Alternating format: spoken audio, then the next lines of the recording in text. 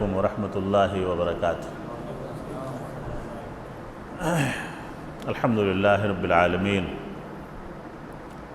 والصلاة والسلام علی رسولہ الکریم، اما بعد فاعوذ باللہ من الشیطان الرجیم من ہمزہ ونفخہ ونفسہ۔ لا يحب اللہ الجہر بالسوء من القول الا من ظلم وکان اللہ سمیعا علیما۔ رب اشرح لی صدری ویسر لی امری واحلل عقدۃ من لسانی یفقہوا قولی۔ سبحانک لا علم لنا الا ما علمتنا انک انت العلیم الحکیم۔ اللہم انی اسألک علما نافعا ورزقا طیبا وعملا متقبلا۔ ہم نے 6 روزے مکمل کیے، اللہ ہمارے روزوں کو قبول فرمائے۔ 7ویں تراویح ہوئی، اللہ ہمارے قیام اللیل کو قبول فرمائے۔ یہاں اسی لیے درس میں دیکھیے کافی لوگ آج بیٹھے ماشاءاللہ، اعلان میں برکت ہے، کہتے رہنا چاہیے۔ وذکر فإن الذکر تنفع المؤمنین۔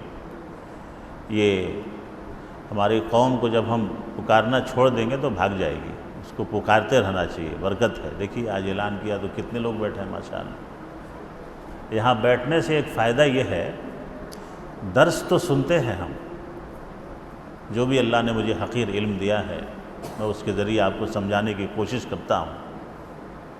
دوسرا مسئلہ یہ ہے کہ کئی طرح کے مسائل ہمیں معلوم ہوتے ہیں یہاں بیٹھنے کے بعد۔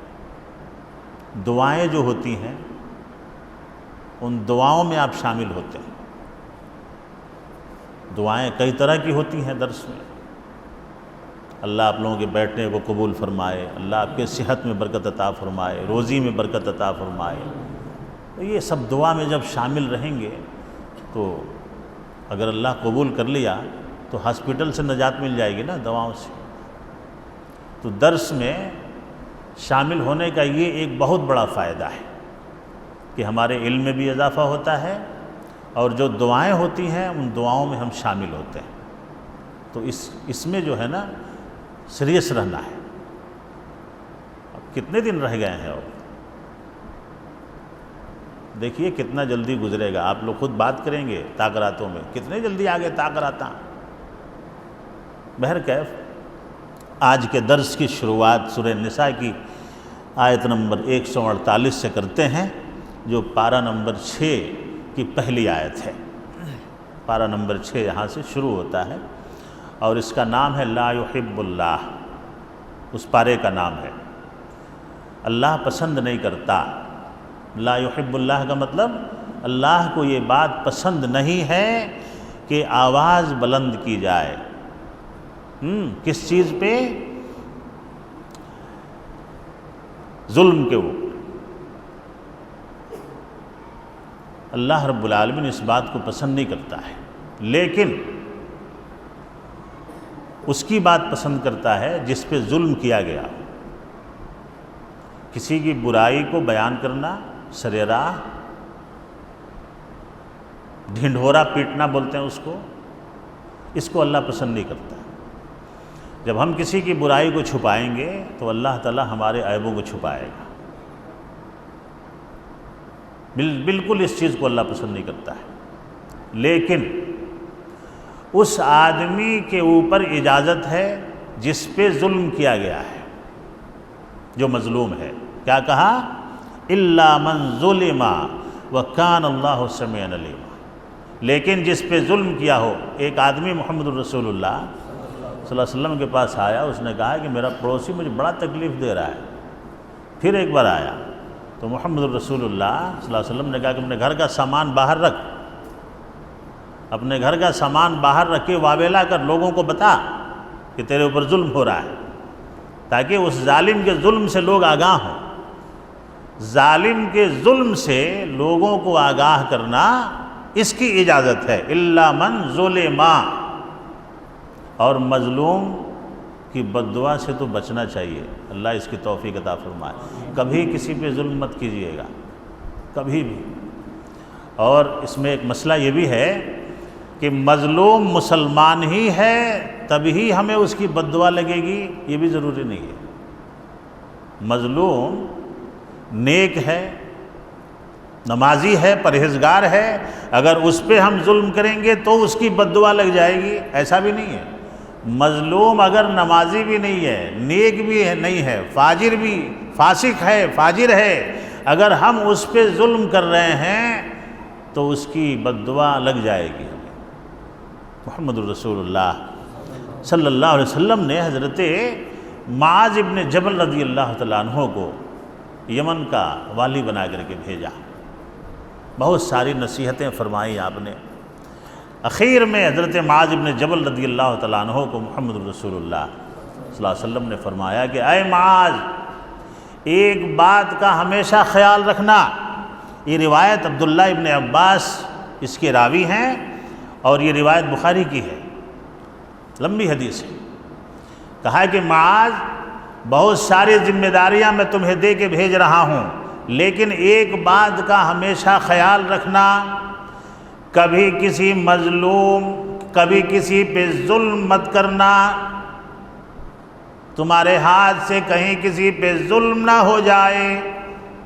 اتقی دعوت المظلوم فإنہ لیس بینہا وبین اللہ حجاب۔ مظلوم کی بد دعا سے بچو، اس لیے کہ مظلوم کی بد دعا اور اللہ کے درمیان کوئی پردہ نہیں ہوتا۔ مظلوم کی بد دعا لگ جاتی ہے، اور محمد الرسول اللہ صلی اللہ علیہ وسلم نے فرمایا کہ اللہ رب العالمین 2 گناہوں کی سزا دنیا میں جلدی دیتا ہے۔ 2 گناہوں کی سزا اللہ تعالیٰ دنیا میں جلدی دیتا ہے۔ ایک، صلہ رحمی توڑنے والا، رشتہ داری کاٹنے والا، رشتہ داری سے لوگوں کو دور کرنے والا، گھر پھوڑنے والا، بولتی نا یہاں، انہیں گھراں پھوڑنے والا، دیکھ بھائی سے ہوشیار رہنا۔ گھر پھوڑنے والا، سوسائٹی پھوڑنے والا، لوگوں کے درمیان دشمنی پیدا کرنے والا اور اپنے رشتہ داروں سے کٹ کے رہنے والا، صلہ رحمی کہتے ہیں۔ اور دوسرا، ظلم کرنے والا، ظلم کرنے والے کو اور رشتے کاٹنے والے کو اللہ تعالیٰ موت سے پہلے دنیا میں جلدی سزا دیتا ہے۔ اللہ ان 2 بڑی بیماریوں سے ہماری حفاظت فرمائے۔ اس چیز کو اللہ نے آیت نمبر 148 میں بیان کیا ہے۔ آگے بڑھتے ہیں۔ یہودیوں کا دعویٰ کہ انہوں نے حضرت عیسیٰ کو قتل کر دیا، عقیدہ، لیکن اللہ رب العالمین نے کہا کہ حضرت عیسیٰ کو کسی نے قتل نہیں کیا، میں نے اپنے بندے اور رسول کو اٹھا لیا۔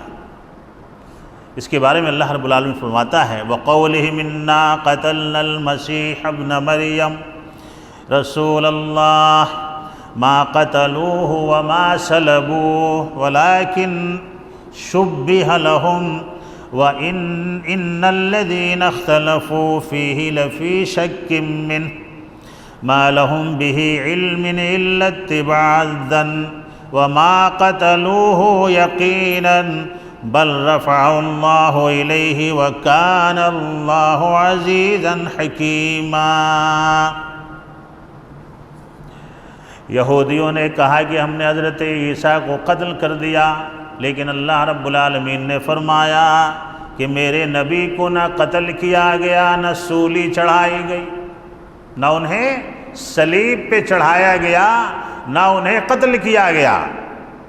محمد الرسول اللہ صلی اللہ علیہ وسلم کو اللہ رب العالمین نے اس بات کی خبر دی کہ حضرت عیسیٰ علیہ السلام کو یہودیوں نے قتل کرنے کی کوشش کی لیکن قتل نہیں کر پائے، اور حضرت عیسیٰ علیہ السلام کب آئیں گے پھر؟ حضرت عیسیٰ کو اللہ نے بل رفعہ اللہ، اللہ نے انہیں اٹھا لیا۔ یہ واقعہ ایسے ہے کہ ایک حکمراں تھا شام کے علاقے میں جو رومیوں کے زیر نگی تھا، وہ یہاں کا حکمراں کافر تھا، اور یہ لوگ جو یہودی تھے انہوں نے اس کے کان بھرے جو معجزات حضرت عیسیٰ علیہ السلام دکھا رہے تھے، اللہ کی طرف سے جو معجزے آپ کو دیے گئے تھے، پرسوں کے درس میں شاید بتایا تھا، مادر ذات کو، اندھے کو بینا کر دینا، مٹی کے چڑیوں میں روح ڈال دینا، ابرس اور کوڑھیوں پہ ہاتھ پھرائے تو شفا یابی مل جانا، مردوں کو زندہ کر دینا، لیکن یہ اللہ کی طرف سے، حضرت عیسیٰ کی طرف سے کچھ بھی نہیں تھا۔ حضرت عیسیٰ کو اللہ نے یہ معجزہ دیا تھا۔ اب یہودیوں نے اس بادشاہ کے کان بھر دیے کہ یہ آدمی بن باپ کا ہے، یہاں اللہ نے بیان کیا اس کو۔ وَإِنَّ الَّذِينَ اخْتَلَفُوا فِي لَفِي شَكٍّ مِّنْهُ مَا لَهُمْ بِهِ عِلْمٍ إِلَّا اتِّبَاعَ الظَّنِّ وَمَا قَتَلُوهُ يَقِينًا، یہ بن باپ کا ہے اور جادو کرتا ہے۔ دو الزام لگائے، جادو کا کام کرتا ہے اور یہ بن باپ کا ہے۔ جب حضرت عیسیٰ علیہ السلام کو اس بات کی خبر لگی کہ آپ کو سولی چڑھانے کا حکم بادشاہ کی طرف سے نافذ کر دیا گیا ہے، تو آپ نے حواریوں کو جمع کیا جو آپ کے چاہنے والے تھے، آپ کے مددگار تھے۔ ان کی تعداد بعض روایتوں میں احسن البیان کے حوالے سے 12 یا 17، بعض روایتوں میں 17 اور بعض روایتوں میں 12، ان کو بلایا حضرت عیسیٰ علیہ السلام نے ایک کمرے کے اندر جو کوئی جھونپڑی تھی، اور کہا کہ میری مدد کون کرے گا تم میں سے، میری مدد کون کرے گا تم میں سے۔ تو اس میں سے ایک نوجوان تیار ہوا کہ میں آپ کی مدد کروں گا اس میں۔ بعض روایتوں میں آیا ہے کہ جس نے مخبری کی حضرت عیسیٰ علیہ السلام کی کہ آپ یہاں ہیں، جب آپ کو پکڑنے کے لیے آئے سب، تو جس نے مخبری کی آپ کے بارے میں کہ آپ یہاں ہیں، اسی کی شکل کو اللہ نے حضرت عیسیٰ کی شکل بنا دی۔ یہ بھی بات آئی، اور وہ چھت پھٹ گئی اللہ کے حکم سے، وہ چھت پھٹ گئی اور اللہ رب العالمین نے حضرت عیسیٰ کو جسم کے ساتھ اٹھایا۔ یہ عقیدہ ہے۔ کیسے اٹھایا؟ جسم کے ساتھ اٹھایا۔ صرف یہ نہیں کہ روح، جسم وہیں رہ گیا اور روح چلی گئی اوپر، ایسا نہیں ہے۔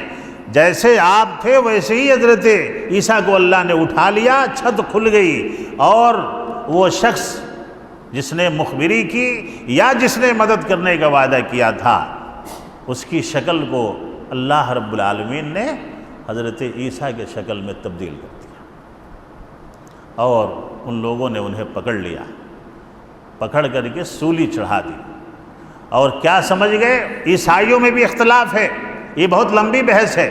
عیسائیوں میں جو 3 گروہ ہیں ان میں بھی اختلاف ہے کہ حضرت عیسیٰ کا قتل نہیں ہوا، حضرت عیسیٰ اٹھا لیے گئے، لیکن ان میں جو کافی شدید اختلاف ہے وہ اس بات پہ ہے کہ ہم نے عیسیٰ کو قتل کیا یا نہیں کیا۔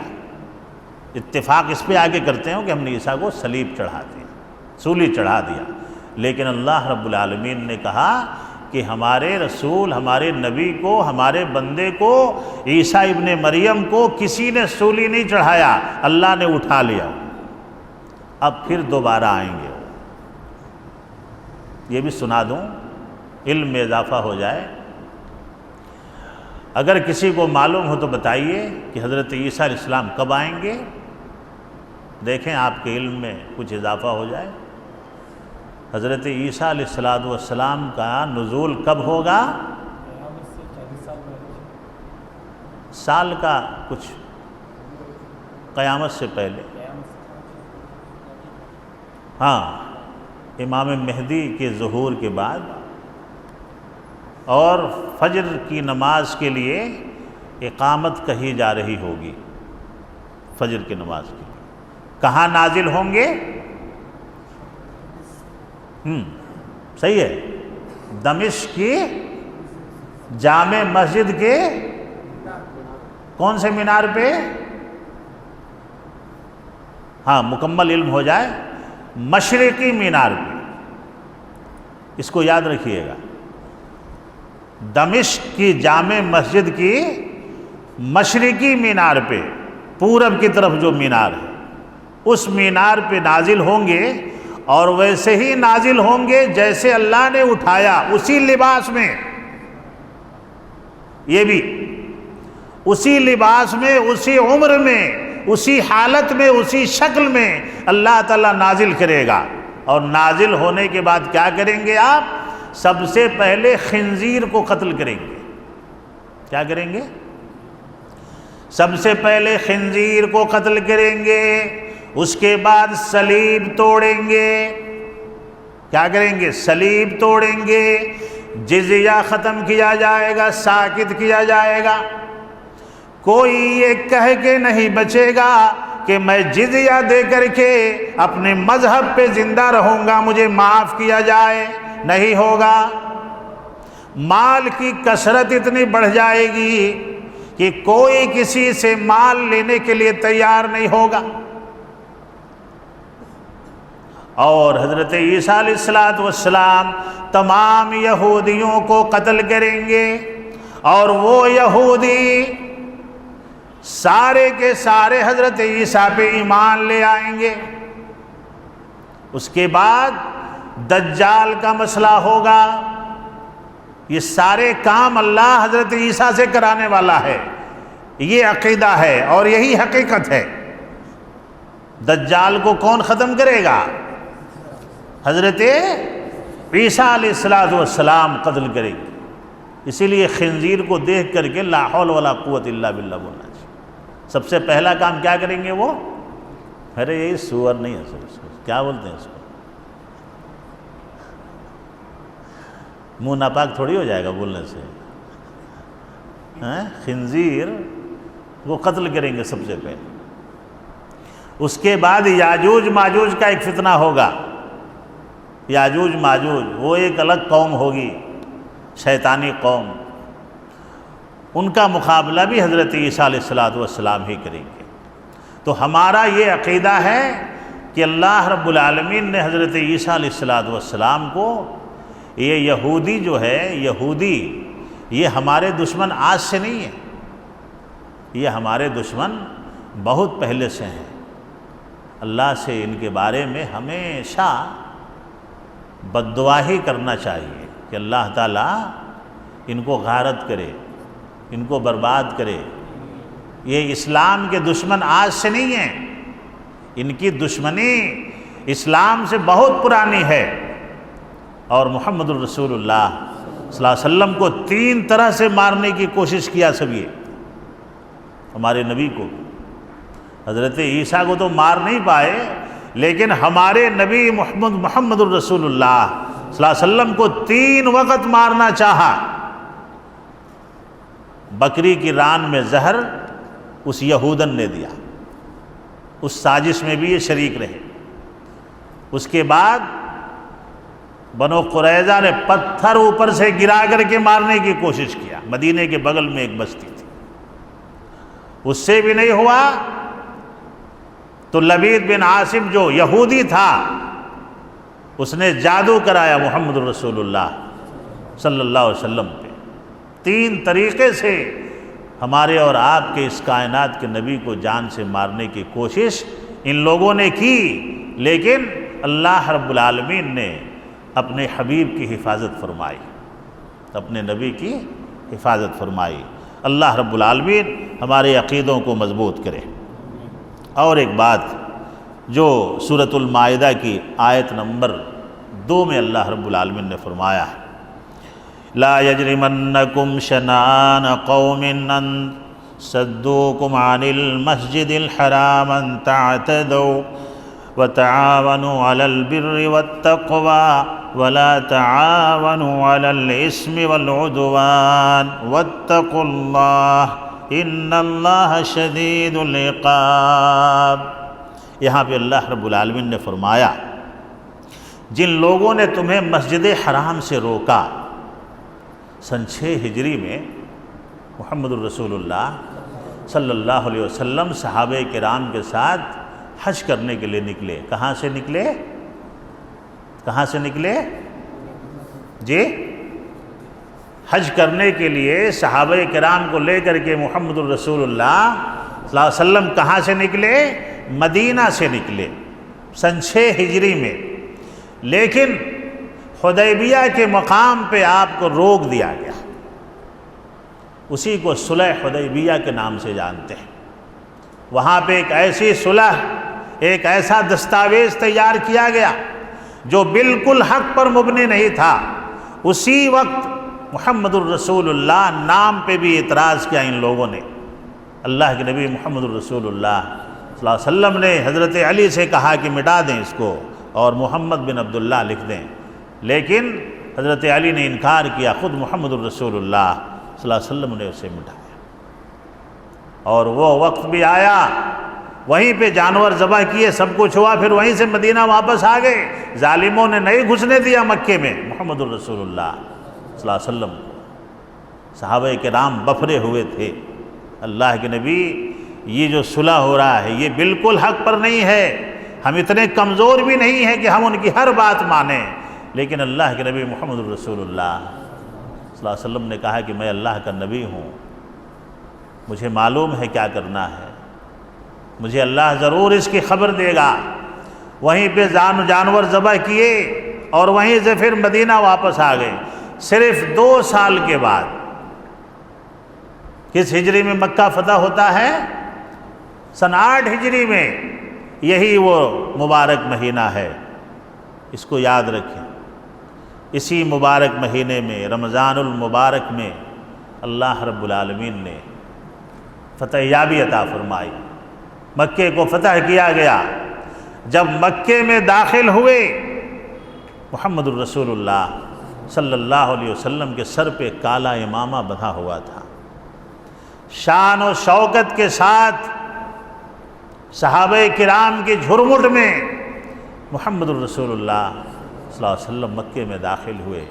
مکے میں داخل ہونے کے بعد صحابہ کرام اچھل رہے ہیں، آج الیوم یوم الملحمہ، آج خون ریزی کا دن ہے، آج بدلہ لینے کا دن ہے۔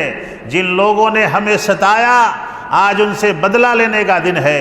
جنہوں نے ہمیں مارا، اور سارے مشرکین بھاگ رہے ہیں، کوئی کہیں چھپ رہا ہے، کوئی حرم میں چھپ رہا ہے، کوئی ابو سفیان کے گھر میں چھپ رہا ہے، کوئی کہیں بھاگ رہا ہے، لیکن محمد الرسول اللہ صلی اللہ علیہ وسلم پہ آیت نازل ہو گئی، لا یجرمنکم، تمہیں کسی قوم کی دشمنی کہیں تمہیں بے انصافی کرنے پہ آمادہ نہ کر دے۔ ایسا نہیں ہے، یہ مسلمانوں کا شیوا نہیں ہے۔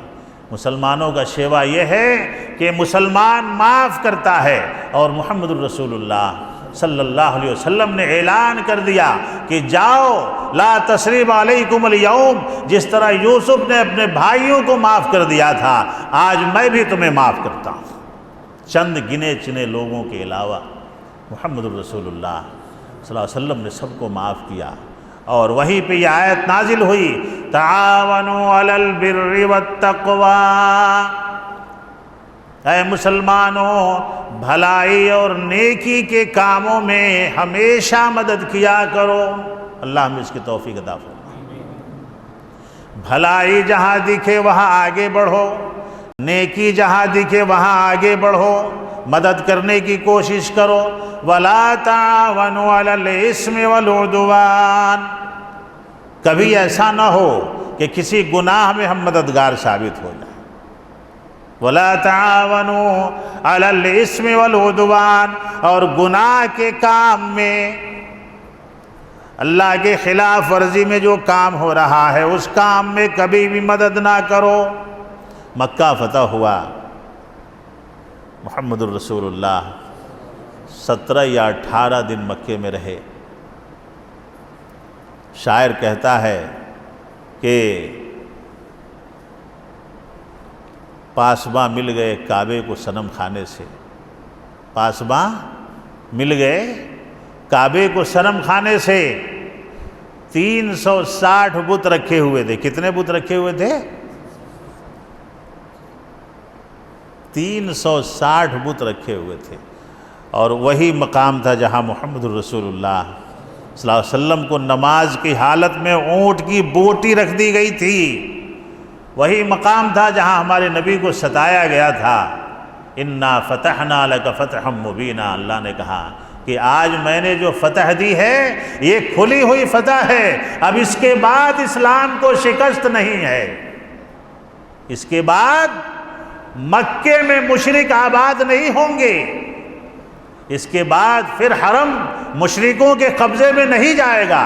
یہی ہے کھلی ہوئی فتح کہ آج کے بعد محمد الرسول اللہ صلی اللہ علیہ وسلم کو مکے میں داخل ہونے سے کوئی منع نہیں کر سکتا ہے۔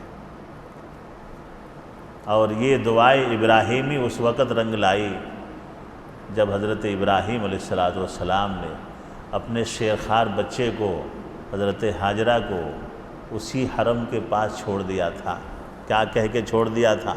ربنا انی اسکنت من ذریتی بواد غیر ذی زرع ربنا لیقیموا الصلاۃ، اے اللہ میں نے اپنے ذریت کو ایسی جگہ چھوڑ دیا ہے جہاں دانہ پانی نہیں، کھیتی نہیں، سبزہ نہیں، ہریالی نہیں، کوئی جھاڑ نہیں، ایسی جگہ چھوڑ دیا ہے جہاں تیرے لیے نماز ادا کریں۔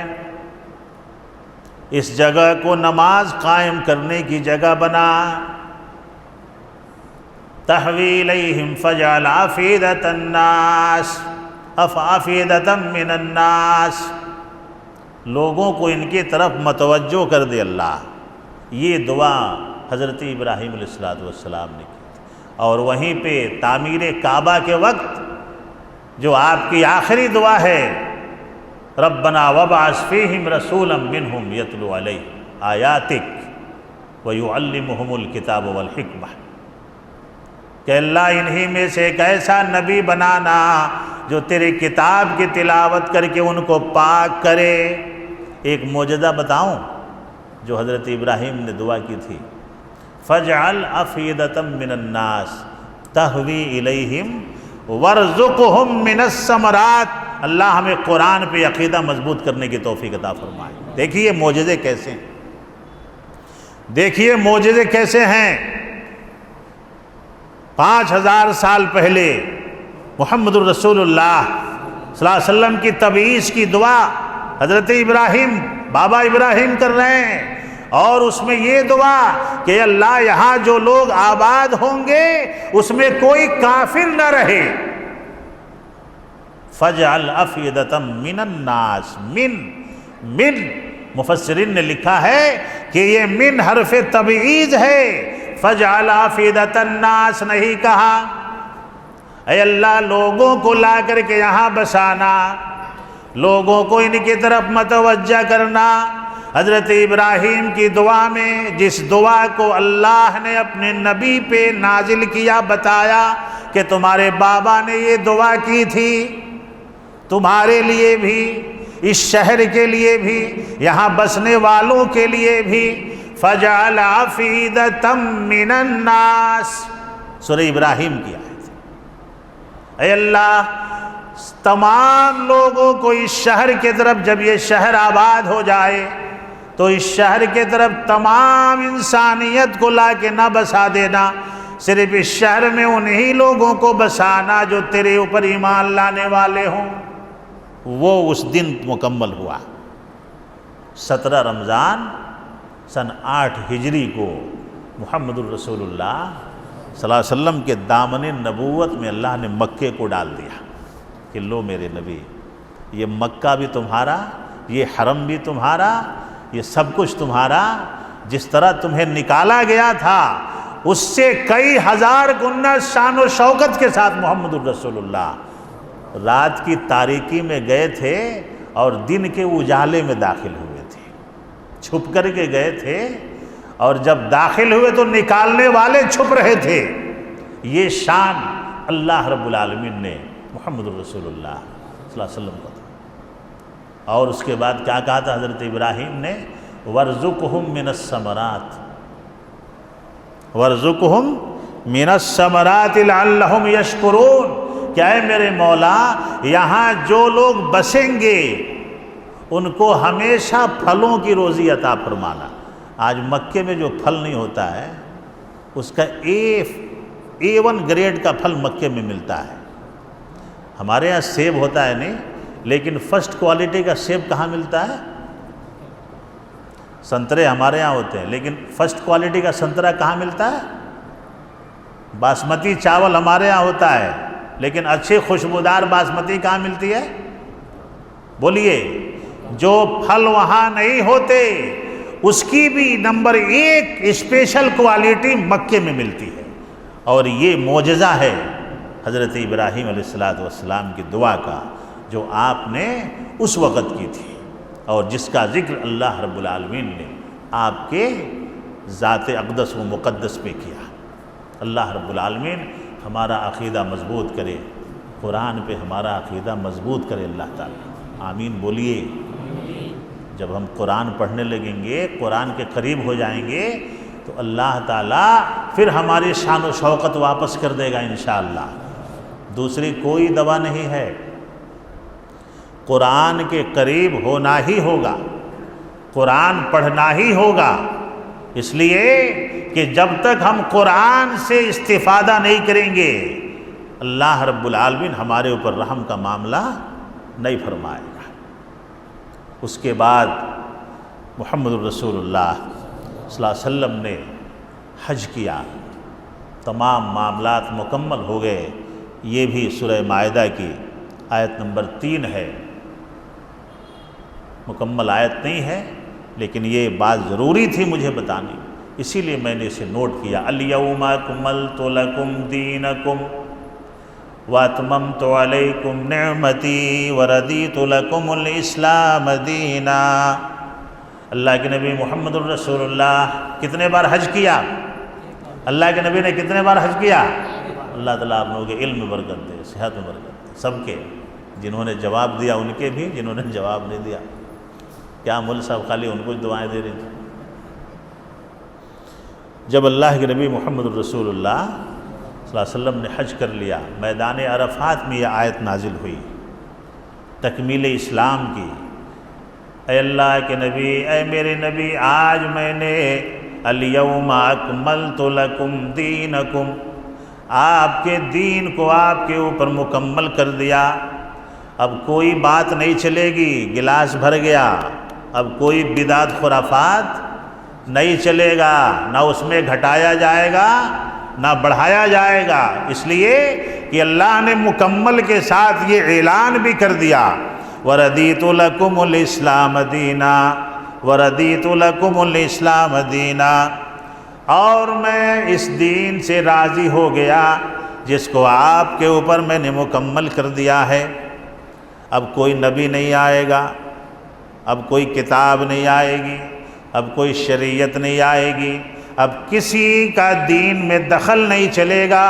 اگر دین میں عمل کرنا ہے تو اللہ کا کلام، نہیں تو محمد الرسول اللہ صلی اللہ علیہ وسلم کا فرمان لانا پڑے گا، نہیں تو اللہ نے اعلان کیا وَمَن يَبْتَغِ غَيْرَ الْإِسْلَامِ دِينًا فَلَن يُقْبَلَ مِنْهُ وَهُوَ فِي الْآخِرَةِ مِنَ الْخَاسِرِينَ۔ اسلام کے علاوہ، محمد الرسول اللہ صلی اللہ علیہ وسلم کے فرمان کے علاوہ اگر کوئی دین لے کر کے آئے گا، اسے ہرگز قبول نہیں کیا جائے گا۔ اللہ نے ایک جگہ اور فرمایا ان الدین عند اللہ الاسلام، اللہ کے پاس اگر کوئی دین ہے تو صرف اسلام ہے، جس کو محمد الرسول اللہ صلی اللہ علیہ وسلم کے پاس کس سینے پہ اللہ نے مکمل کیا۔ اس کے بعد اللہ نے اسے نور بتایا کہ اگر تمہیں تاریکی سے نکلنا ہے اور روشنی میں جانا ہے تو تم قرآن کو اپناؤ۔ اللہ ہمیں اس کی توفیق عطا فرمائے۔ سورہ مائدہ آیت نمبر 16، قد جاءکم من اللہ نور وکتاب مبین یہدی بہ اللہ من اتبع رضوانہ سبل السلام وَيُخْرِجُهُم مِّنَ الظُّلُمَاتِ إِلَى النُّورِ بِإِذْنِهِ وَيَهْدِيهِمْ إِلَى صِرَاطٍ مُّسْتَقِيمٍ۔ اللہ نے کہا کہ اب دنیا کے لوگوں، اگر تمہیں تاریکی سے، ضلالت سے، گمراہی سے نکلنا ہے تو صرف قرآن کا سہارا لینا ہوگا۔ قد جاءکم من اللہ نور و کتاب مبین، اللہ رب العالمین نے تمہارے لیے قرآن کو نور کی شکل میں نازل کر دیا ہے۔ ہمارے دلوں میں اندھیرا، جس کے پاس قرآن ہے اس کے پاس اندھیرا۔ قرآن نور ہے نا، ہے کہ نہیں؟ قرآن کو اللہ نے کیا کہا؟ نور کہا۔ اور اسی نور کو اٹھا کر کے ظالموں نے محمد کو نور بنا دیا۔ کیا بنا دیا؟ نور اللہ نے کہا۔ واضح دلیل ہے کہ نور اللہ کسے کہہ رہا ہے؟ بولیے، قرآن کو کہہ رہا ہے۔ اور ظالموں نے نور کسے بنا دیا؟ محمد الرسول اللہ۔ ارے بھائی، نور اور نار اور خاک، مسئلہ واضح ہے۔ خاک آدم، خاکی بولتے ہیں نا اس کو، خاکی آدم، نوری فرشتے، اور ناری، ناری کون ہے؟ جنات۔ جنات ناری، خلق الجان من مارج من نار۔ اور جنات کو اللہ نے آگ کے شعلے سے پیدا کیا۔ آگ سے نہیں، آگ کے شعلے سے، جو وہ شعلہ نکلتا ہے نا آگ میں سے، بغیر دھوئیں کا۔ جس آگ سے اللہ نے شیطان کو پیدا کیا وہ دھوئیں سے پاک ہے۔ اگر دھواں اس آگ میں ہوتا تو اگر جنات بازو سے گزرتا تو آپ کو دھوئیں کی باس لگ جاتی۔ یہ حکمت ہے کہ اللہ نے جنات کو بغیر دھوئیں والی آگ سے پیدا کیا ہے، شعلے سے، اور شعلے میں دھواں نہیں ہوتا۔ اور آدم کو کس سے پیدا کیا؟ مٹی سے۔ فرشتوں کو تو فرشتے محمد سے افضل ہیں کہ ابتر ہیں؟ سجدہ کس نے کیا؟ آدم کو۔ فرشتوں نے کی، آدم نے کی، فرشتوں نے؟ افضل کون ہے؟ آدم ہوئے۔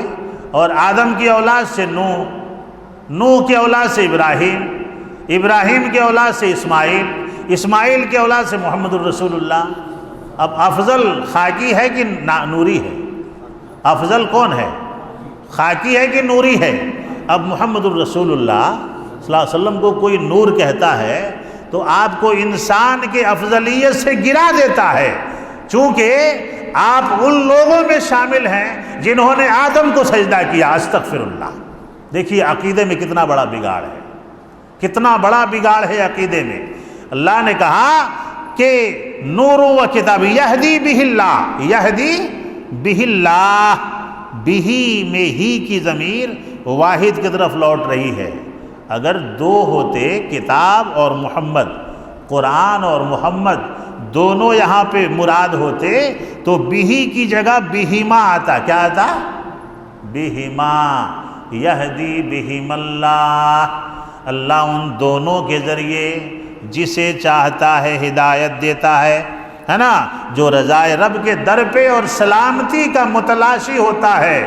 من اتبع رضوانہ سبل السلام، جو اللہ کی راہ ہدایت کے در پہ ہو، اس کا متلاشی ہو، اللہ تعالیٰ اس قرآن کے ذریعے اسے ہدایت دیتا ہے۔ اور یخرجہم من الظلمات الی النور، اللہ رب العالمین اسے اندھیرے سے نکال کے اسلام کی روشن شاہراہ پہ ڈال دیتا ہے۔ اللہ تعالیٰ ہمیں اس روشنی کو تلاش کرنے کی توفیق عطا فرمائے، اور اسی کے ذریعے اللہ رب العالمین صراط مستقیم کی ہدایت دیتا ہے۔ حسد سے بچیں، اللہ تعالیٰ ہماری حسد سے حفاظت فرمائے۔ سب سے پہلا قتل جو ہوا تھا زمین پہ، میں نے یہ سورہ مائدہ سے آیت لی ہے، سب سے پہلا جو قتل ہوا تھا اس زمین پہ وہ کس کے بنیاد پہ ہوا تھا؟ بولیں، حسد کے بنیاد پہ ہوا تھا۔ کس نے قتل کیا تھا سب سے پہلا؟ کس نے؟ ہاں، کس کا قتل کیا تھا؟ حابیل کا۔ الحمدللہ، اللہ آپ لوگوں کے علم میں برکت عطا فرمائے۔ قتل اور قابل کو یاد رکھیں گے تو کبھی نہیں بھولیں گے۔ بڑے قاب سے قتل ہے اور بڑے قاب سے قابل ہے۔ قتل قابل نے کیا، بڑے قاب سے قتل اور بڑے قاب سے قابل، اسے ایک ساتھ رکھیں۔ قاتل کون؟ قابل۔ کس لیے قتل کیا اس نے؟ حضرت آدم کے نطفے میں 2 بچے ہوتے تھے. کتنے؟ 2 بچے ہوتے تھے، ایک بیٹی ایک بیٹا. 1 سال ایک بیٹی ایک بیٹا، اور پھر دوسرے سال کس کے بطن سے؟ حضرت حوا علیہ السلام. تو یہ قانون تھا، یہ شریعت تھی آدم کی کہ اس سال جو جوڑا پیدا ہوا اگلے سال کے جوڑے سے اس کی شادی ہوتی تھی. اس سال جو لڑکا پیدا ہوا اگلے سال جو لڑکی پیدا ہوگی اس کے ساتھ اس کی شادی، اور اس سال جو لڑکی پیدا ہوئی آنے والے سال میں جو لڑکا پیدا ہوا اس کے ساتھ اس کی شادی. لیکن مسئلہ ایسا ہوا کہ قابیل کے ساتھ جو لڑکی پیدا ہوئی وہ بدصورت تھی، اور حابیل کے ساتھ جو لڑکی پیدا ہوئی وہ خوبصورت تھی. تو قابیل نے کہا کہ نہیں، میرے ساتھ جو پیدا ہوئی ہے میں اسی کے ساتھ شادی کروں گا، میں حابیل کی بہن کے ساتھ شادی نہیں کروں گا، میرے ساتھ جو پیدا ہوئی ہے میں اسی کے ساتھ شادی کروں گا. تو حابیل نے کہا کہ یہ تو شریعت کے خلاف ہے، تو قانون کے خلاف ہے. اس کو اللہ رب العالمین نے اپنی کتاب میں محمد الرسول اللہ صلی اللہ علیہ وسلم کو بیان کرنے کا حکم دیا. دیکھیے کیا کہا، وَاتْلُ عَلَيْهِمْ نَبَأَ ابْنَ آدَمَ بِالْحَقِّ، اے میرے نبی آدم کے بیٹوں کا واقعہ حق کے ساتھ کھول کھول کر کے لوگوں کے سامنے بیان کر دیجئے، تاکہ لوگ اللہ کی خلاف ورزی سے بچیں، اور اس نے جو جرم کیا اس جرم سے اپنے آپ کو بچانے کی کوشش کریں. سب سے پہلا جرم اس کا یہ تھا کہ اس نے حابیل سے حسد کیا. یہ حسد بہت بڑی بیماری ہے، اللہ اس سے ہماری حفاظت فرمائے. حسد کیا، اور اس کے بعد اپنے باپ کی بات کو بھی ٹھکرایا، اللہ کی بات کو بھی ٹھکرایا. اس کے بعد اذ قرب قربانا فتقبل من احدهما ولم يتقبل من الآخر قال لأقتلنك قال انما يتقبل الله من المتقين. حابیل نے کہا کہ ٹھیک ہے، ہم دونوں قربانی پیش کرتے ہیں اللہ کے دربار میں. اس وقت قربانی کی شکل جو ہوتی تھی، کوئی بھی دمبا یا جانور جو بھی کچھ رکھ دیا 2 جگہ رکھ دیے، اور آسمان سے کوئی آگ آتی. مفسرین نے لکھا ہے جس کو جلا دیتی سمجھو کہ اس کی قربانی قبول ہو گئی. تو قربانی حابیل کی قربانی جو ہے یہ حابیل کی قبول ہو گئی، اور قابیل کی قربانی قبول نہیں ہوئی. پھر بھی اس ظالم نے حابیل کو قتل کر دیا. قتل کرنے کے بعد حابیل کو لے کے ڈھو رہا تھا. اس آیت کو پڑھیے گا، 27 نمبر کی آیت جو سورہ مائدہ میں ہے. ان کا پورا واقعہ اللہ رب العالمین نے بیان کیا ہے، اور محمد الرسول اللہ صلی اللہ علیہ وسلم کے اوپر اللہ نے اس واقعے کو ظاہر کر کے کہا کہ وَاتْلُو، آپ اسے لوگوں کو ضرور بتائیے کہ خبردار حسد کے بنیاد پر کسی کا قتل نہ کریں، کسی کا نقصان نہ کریں. یہ حسد بہت بڑی بیماری ہے، یہ کسی کے دل میں پیدا ہو. بھائی کو بھائی سے حسد نہیں رکھنا چاہیے، بھائی کو بھائی سے حسد نہیں رکھنا چاہیے. ایک مسلمان کو ایک مسلمان سے حسد نہیں رکھنا چاہیے، اس لیے کہ یہ بہت بڑی بیماری ہے، بہت بری بیماری ہے. اللہ رب العالمین اس حسد کی بیماری سے ہم سب کی حفاظت فرمائے. جتنے لوگ قتل کریں گے دنیا میں، جتنے لوگ اس وقت سے لے کر کے قیامت تک جتنے لوگ قتل کریں گے ان کے تمام کے قتل کا گناہ قابل کو پہنچتا رہے گا. یہ اس کی سزا ہے. تو آج کے درس سے جو ہمیں بات معلوم ہوئی کہ اللہ رب العالمین ہمیں قرآن سے زیادہ قریب ہونے کی توفیق عطا فرمائے. قرآن ہی نور ہے، قرآن ہی ہدایت ہے. آج مسلمان جو ذلیل ہوئے ہیں، خار ہوئے ہیں، صرف قرآن سے دوری کی وجہ سے، مسجدوں سے دوری کی وجہ سے، نمازوں سے دوری کی وجہ سے. اور جب ہم قرآن پڑھیں گے اللہ رب العالمین ہمیں ہدایت نصیب فرمائے گا، روشنی ملے گی. جیسے آپ کے سامنے ابھی آیت بیان کی گئی کہ اللہ نے قرآن کو نور کہا ہے، اور جو نور کے قریب ہو وہ کبھی تاریکی میں بھٹک نہیں سکتا ہے. اللہ اسے ضرور ہدایت نصیب فرمائے. میرے دوست اور بزرگوں، اللہ ہمیں قرآن سے قریب ہونے کی توفیق عطا فرمائے۔ اب ایک مسئلہ یہ تھا کہ وطر کے بارے میں ہمارا عزیز جو ہے بار بار بول رہا ہے کہ وطر کی دعا میں کہاں تک آمین بولنا ہے، کہاں تک نہیں بولنا ہے۔ تو اس مسئلے کو آپ یاد کر لیں کہ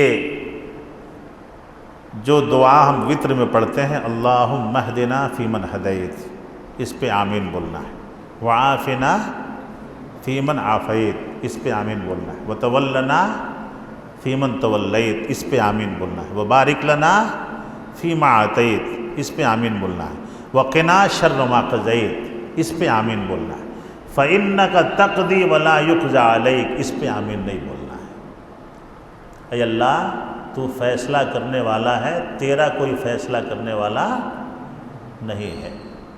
یہاں سے ہم آمین نہیں بولیں گے، لیکن جب وصلی اللہ علی النبی کہیں گے تو اس پہ ہم آمین بول سکتے ہیں۔ یہ ایک مختصر سا مسئلہ ہے جو خواتین بھی یاد رکھیں اور ہم بھی یاد رکھیں۔ فَإِنَّكَ تَقْضِي وَلَا يُقْضَى عَلَيْكَ، یہاں سے آمین نہیں بولنا ہے۔ إِنَّهُ لَا يَذِلُّ مَن وَالَيْتَ، یا اللہ تو جس سے دوستی کر لے وہ کبھی ذلیل نہیں ہو سکتا ہے، اور جسے تو ذلیل کر دے اس کا کوئی دوست نہیں ہو سکتا ہے۔ یعنی إِنَّهُ لَا يَذِلُّ مَن وَالَيْتَ وَلَا يَعِزُّ مَنْ عَادَيْتَ، اللہ جسے ذلیل کرے اس کا کوئی دوست نہیں، اور اللہ جس کا دوست ہو جائے اس کو کوئی ذلیل نہیں کر سکتا ہے۔